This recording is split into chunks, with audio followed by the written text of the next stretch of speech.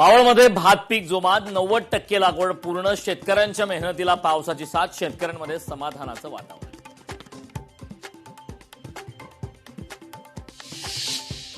यवतमाळमध्ये पावसाची दडी मारल्याने पेरण्या उशिरा. कापूस आणि तूर पिकांचं मोठं नुकसान. पावसाअभावी सोयाबीनची वाढ खुंटली.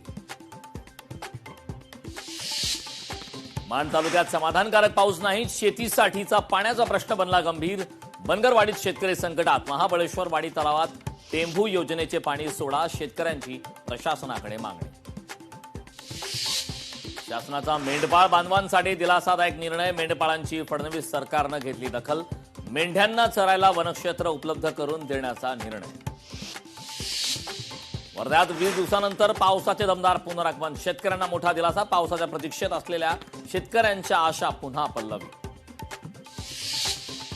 भिवंडीत वडपे चिंचवली गावाच्या हद्दीत रस्त्यावर खड्ड्यांमुळे टेम्पो पलटी. सुदैवानं घटनेत कोणतीही जीवितहानी नाही.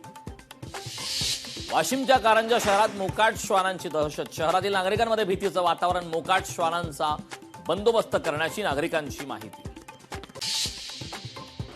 हिमाचलच्या चंबा येथे मुसळधार पाऊस. मुसळधार पावसामुळे मोठे भूस्खलन. डोंगराचा एक मोठा भाग रस्त्यावर कोसळला. सुदैवानं दुर्घटनेत कोणतीही जीवितहानी नाही.